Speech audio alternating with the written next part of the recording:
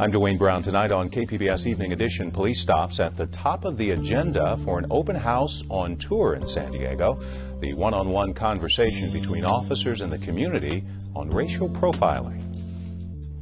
In a historic ruling today, the U.S. Supreme Court declares same-sex marriage legal in all 50 states.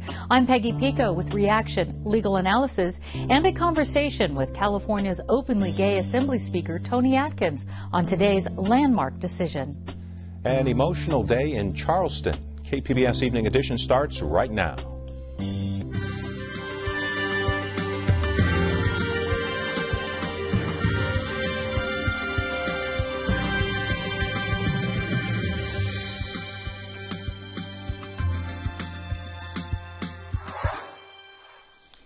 Hi, good evening. Thanks for joining us. A landmark victory for marriage equality tonight, delivered by the highest court in the land. Crowds cheered outside the Supreme Court today following the historic ruling. A majority of justices said refusing to grant marriage licenses to gay and lesbian couples violates the Constitution. And then sometimes there are days like this, when that slow, steady effort is rewarded with justice that arrives like a thunderbolt. This morning, the Supreme Court recognized that the Constitution guarantees marriage equality. In doing so, they've reaffirmed that all Americans are entitled to the equal protection of the law, that all people should be treated equally, regardless of who they are or who they love. We've been legally married for 11 years, but not until today did the state of Kentucky recognize our union. So this is a watershed day for our family. It is the same for all Kentuckians and for all Americans. Within hours of the ruling, marriage licenses were handed out to same-sex couples from Michigan to Arkansas. Supporters of same-sex marriage in San Diego are also celebrating tonight. KPBS reporter Susan Murphy was at the LGBT flag in Hillcrest. The Supreme Court's ruling declares same-sex marriage legal in all 50 states. The opinion, written by Justice Anthony Kennedy, closes a two-decade struggle for gays and lesbians to win marriage equality under the Constitution. Same-sex marriage is already legal in 36 states. It has been legal in California for 2 years. Now, the 14 other states in the South and Midwest will have to stop enforcing their same-sex marriage bans. San Diego City Councilman Todd Gloria, who is openly gay and has long championed marriage equality, says the decision reflects changing public opinion. For him, today is an emotional one. This is something that I couldn't have envisioned, certainly as a child, even just a few years ago, to have the Supreme Court validate that there's a constitutional right to marry, to really give this huge quantum leap forward for the LGBT community. This is a really special day. It's a historic day. It's a day that will go in the textbooks, and in doing so will change the lives of millions of Americans. CEO Dolores Jacobs of the LGBT Community Center in Hillcrest says San Diego has been on the forefront of litigation and activism. She never thought this day would come so soon. We all imagined it. We all hoped for it. Did we count on it? Absolutely not. Are we grateful today for everybody who stood with us to make sure love won? You bet. Just as the court was divided in the decision 5-4, not everyone in San Diego was celebrating the High Court's ruling. Senior Pastor Jim Garlow of the 4,000-member Skyline Christian Church in La Mesa calls the ruling tragic. It's a loss for children. It's a loss for the most stable institution in all of culture. And it is also a severe loss for constitutionality and consent of the governed. Meanwhile, hundreds of rainbow-colored revelers in San Diego are expected to celebrate throughout the weekend. Susan Murphy, KPBS News. Peggy Pico now has legal analysis on the Supreme Court's decision today. Joining me now is law professor Barbara Cox, Vice Dean at California Western School of Law and chair of the Board of Directors Executive Committee of the National Freedom to Marry organization.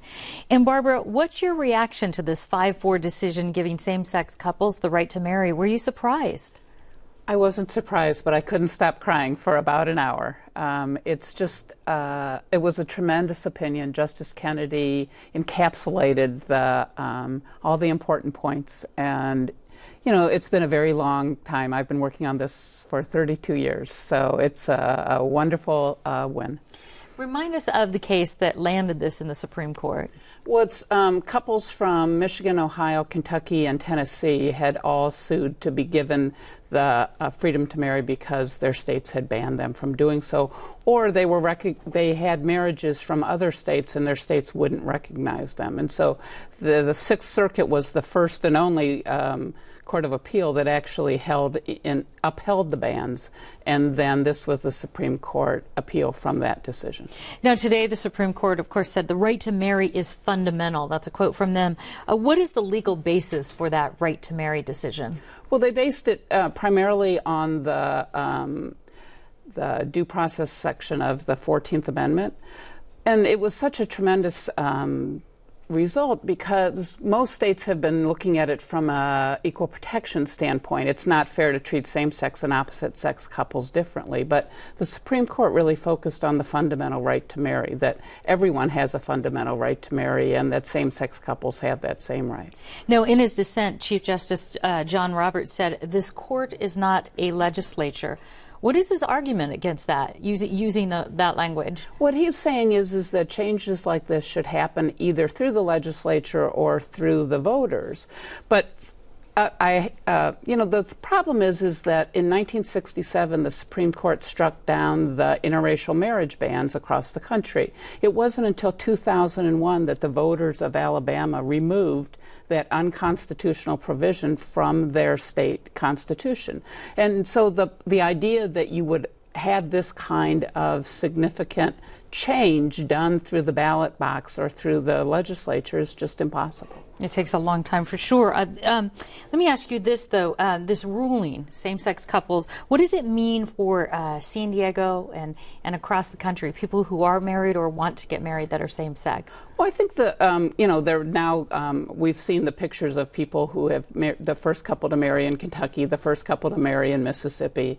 But for people like me who have been married since 2003 and live in California, the real change is that my family lives in Kentucky, which was one of the 4 states. And every time I went home, my marriage was subject to being not recognized. And so now any same-sex couple who's married can travel across the country and not be worried that their marriage won't come with them. So you could move and still get the same consideration as far as tax credits or things like that. Exactly. Based on that, I see. Do you think this legal fight about same-sex marriage will continue, or do you think this is pretty much a solid end to it? I can't see where else it could go. When the Supreme Court has spoken, they are the supreme law of the land, and so I can't really see that there's any place to go with this. And hopefully the people who oppose marriage today will think back in the future like the people who opposed interracial marriage bans in the 60s and realize that that was not the appropriate thing for the United States. When does this ruling go into effect? I know it's already in effect in California. And it's immediate. We're seeing that because of the marriage licenses being issued. I was actually surprised that some of the states acted so quickly. But for the 13 states where you still could not get married, they've already started issuing marriage licenses. All right. Anything else you want to say about this? Like you said, a long, hard battle, 32 years. It really, the thing that was so striking was Justice Kennedy's opinion was so articulate and pointing out that same-sex couples respect marriage. It's not about disrespect for marriage. It's about the importance of marriage, and that there is now a national answer to this question that we've been talking about for 30 years is really valuable. All right. Barbara Cox, thank you so much for joining us. Thank you.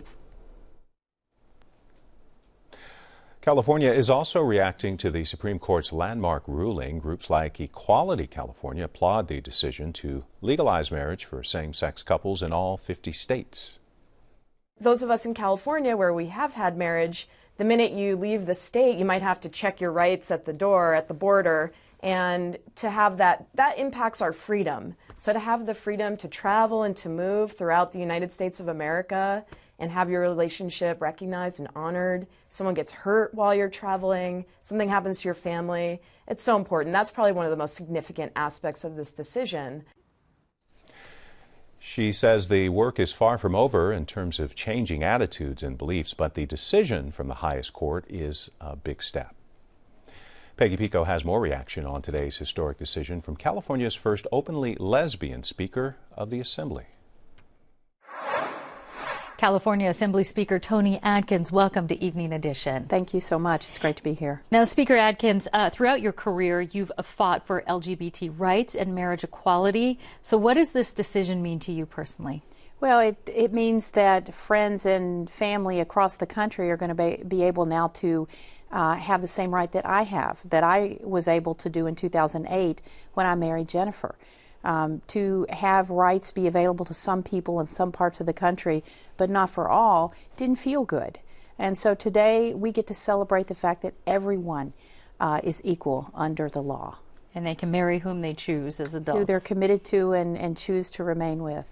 Well, one of the things we've been hearing is how same-sex marriage has changed in public opinion, and that public opinion overwhelmingly supports it now. Why do you think that shift happened? Well, I think it is people who are able to live their lives, much like coming out. When you're able to say who you are, when you're able to be who you are, it can't help but change hearts and minds. And I think seeing marriage equality in 37 states, one by one, as the drumbeat rolled and people were able to get married in state after state, I think it helped the public understand that this was not a bad thing. It was a good thing. It was a wonderful thing to allow families to be together. And so I think that's helped shape public opinion. How about in the legislature? How have you seen this issue of same-sex marriage evolve over the years? Well, I think it's been significant. You know, from the time that Chris Kehoe served in the legislature as one of the first out people there, along with Sheila Kuehl, the discussions were very difficult, and people would get up and walk out. If you talked about gay pride. Earlier this week, we celebrated gay pride and recognized pioneers in California, and we had well over 57 votes. So more than just Democrats joined in the vote in celebration of Pride Month. So it's been hugely positive. You know, earlier I spoke to a law professor who said that she felt this was the end of it in the courts here. What do you think is next for LGBT rights as far as moving forward? Well, I think, you know, there's probably plenty of issues still to be discussed. You know, we've seen advances with the military and certainly marriage. I think one thing we need to keep in mind is that as the LGBTQ community, transgender individuals still are struggling.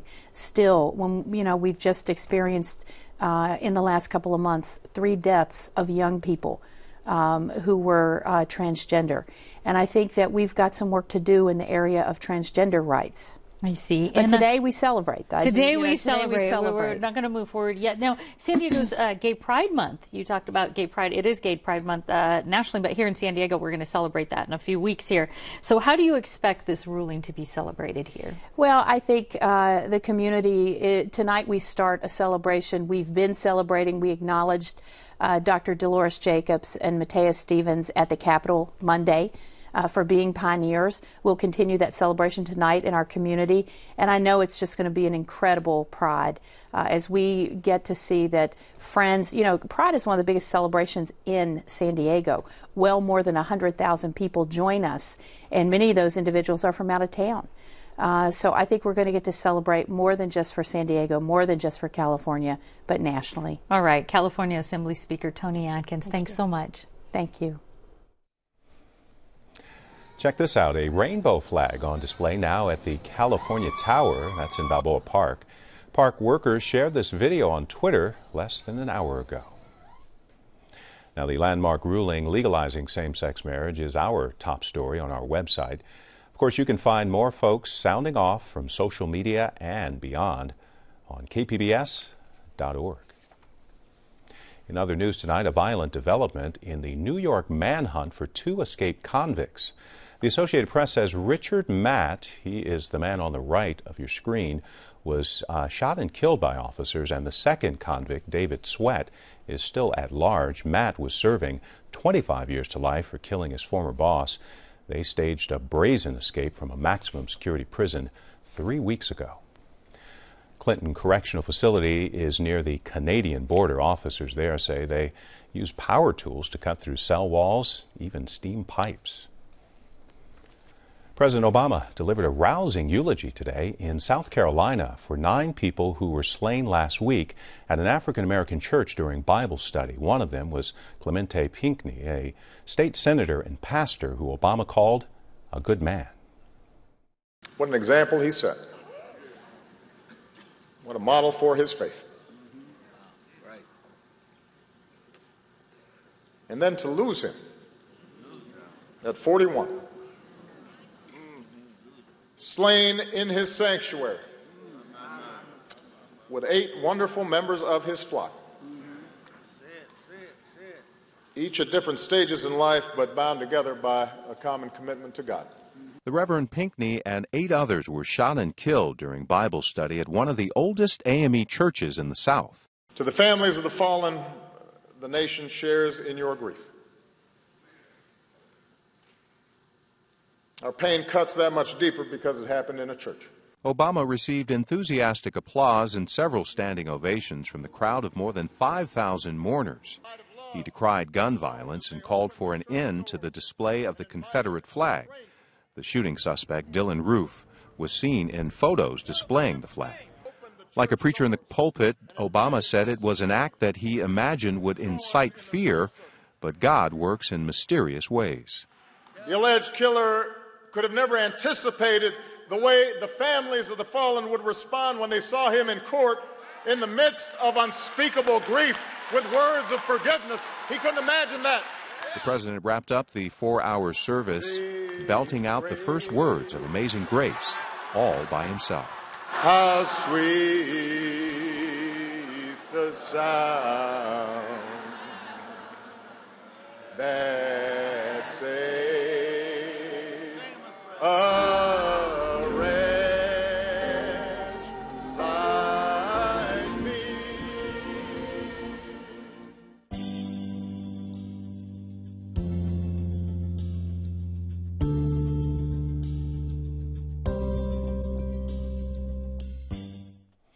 A new budget approved for the San Diego County Water Authority. The $1.5 billion spending plan covers the next 2 fiscal years and includes rate increases for member agencies. That spending budget will increase by 2% due to higher costs to acquire and treat water.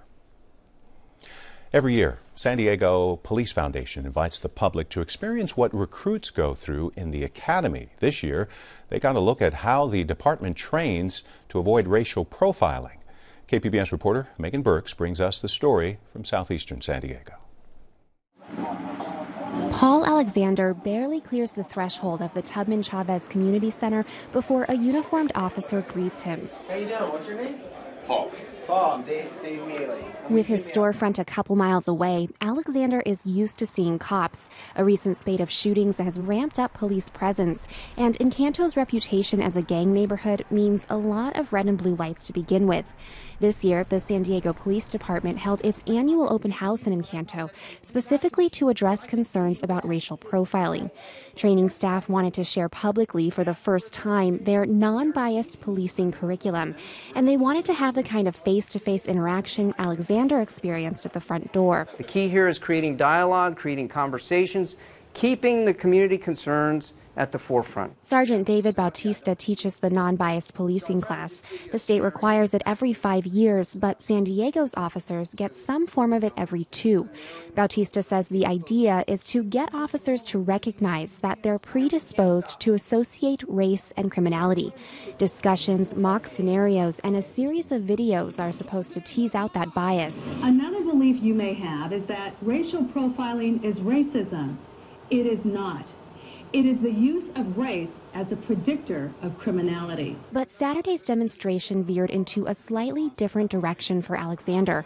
He's speaking a few days later. I was under the impression that we were going to see how they teach their recruits, and instead what I saw was a conversation where they were explaining why they do the things they do and why the community has a misperception of racial profiling. Alexander points to the section on what are called pretext stops. Those are when police lawfully pull over an individual for a small infraction like rolling through a stop sign, but are really investigating a larger offense. Bautista uses the example of a suspected drug house where cars are coming in and out all night. So I have Jim and Sam, they're sitting in a police car at the next stop sign. In this scenario, Jim and Sam are looking for people to break the law at that stop sign so they can pull them over and potentially find drugs that confirm their drug house theory. But that can look kind of bad to outsiders. You notice this police activity, so you watch for a bit, and it's under a well-lit area, and you recognize that most of the drivers appear to be of a particular race.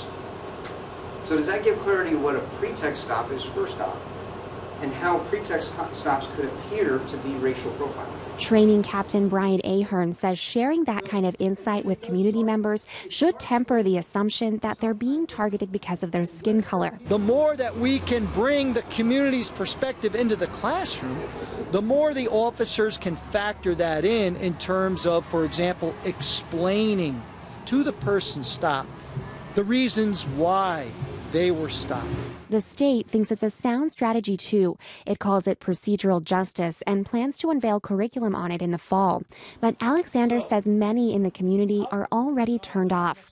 For the past year, they've heard police and city leaders repeatedly say they believe the perception of racial profiling is real, but not necessarily the act. When you have the community that's saying there's a problem, and before you address the problem or admitting there's a problem, you say, well, actually, you're just misperceiving what the problem is, that starts off on the wrong foot. So you're already starting off by denying the validity of what I'm saying. So why should I listen to that? The department's efforts to connect with the community on this issue closely follow what national experts recommend. And San Diego Police Chief Shelley Zimmerman says new recruits will even take a month to visit churches and mosques in the Black community.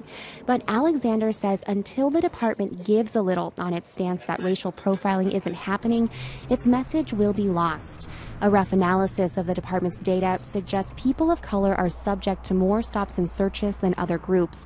An academic study on what that means is due out this fall. Megan Burks, KPBS News. The public is invited to another open house tomorrow at the Law Enforcement Training Center in Miramar. Neighbors in the South Bay may have seen some smoke from the Otay Lakes area. Apparently a small brush fire there has burned about 3 acres at Otay Lakes Road. That's near Woods Drive. As of 5:20 this afternoon, there are no reports of homes threatened. Supreme Court gives same-sex couples the right to marry and upholds the Affordable Care Act. And the new California budget has more of everything for almost everyone. I'm Mark Sauer. Join us for the Roundtable tonight at 8:30 here on KPBS. An unusual story of planes diverted after the September 11th attacks. Come From Away was based on a true story of what happened. It's playing now at the La Jolla Playhouse. KPBS arts reporter Beth Accomando explains how art and real life intersected for this stage production. This past weekend, patrons were seeing double at the La Jolla Playhouse. I'm Nick. Hi, I'm Diane. I'm Diane. And I'm Nick. Okay, will the real Nick and Diane please raise your hands? Nick and Diane Marson met and fell in love in Gander, Newfoundland when their planes were diverted to the small town on September 11th, 2001. Everybody showed us love, friendship, hospitality, compassion, giving. It was unbelievable. Meanwhile, you two are just walking around flirting. Sharon Wheatley plays Diane, and Lee McDougall plays Nick in the La Jolla Playhouse's Come From Away, which takes place in Gander as thousands of people are left stranded in the days following 9/11. Everybody knows the story of 9/11 and has their own personal memories about it. So we have the dark side of the story is understood, but this story, what happened that week in Gander, is so positive, and especially Nick and Diane, what happened to them, the romance story. So it's just wonderful for us to sort of weave a positive story out of something so negative. And I think that's one of the things that audiences love is the fact that they know the dark side, but that we're going to show them something quite wonderful. This is not a fictional story. All of these characters have been rolled into a wonderful conglomeration of entertainment. It's just awesome. The cast was thrilled to welcome these special guests. Nick and Diane are in the house, and the rest of the cast is all just watching you watch us. Yeah. So they'd be like, they're loving it. They cried. And audiences are responding with similar emotions. Beth Accomando, KPBS News. The run for Come From Away has been extended to July 12th at the La Jolla Playhouse. I'm Gwen Eiffel. On the next News Hour, President Obama delivers the eulogy at the funeral of the South Carolina pastor and state senator killed in the church shooting. That's Friday on the PBS News Hour. Look at here, a new tool to fight fires from the water. San Diego leaders tested out these water cannons on a new lifeguard fireboat. The cannons can fire out 1,200 gallons of water per minute. This is the newest member of the Harbor Rescue Fleet at the lifeguard headquarters. The boat will be used for rescue and fire missions. The Marine 3 was custom made, and it took nearly 2 years to build. Well, staying dry and a bit humid for the weekend around here. We may see some rain by Monday. We're looking at 70s along the coast the next few days, a mix of clouds and sun inland with temperatures in the 80s. 80s as well in the mountain areas with a chance for some rain, possible thunder showers as well on Monday. Another chance for rain in the desert with triple-digit temperatures. Of course, you can find tonight's stories on our website, kpbs.org/evening edition. Thanks for joining us. Good night and have a great weekend.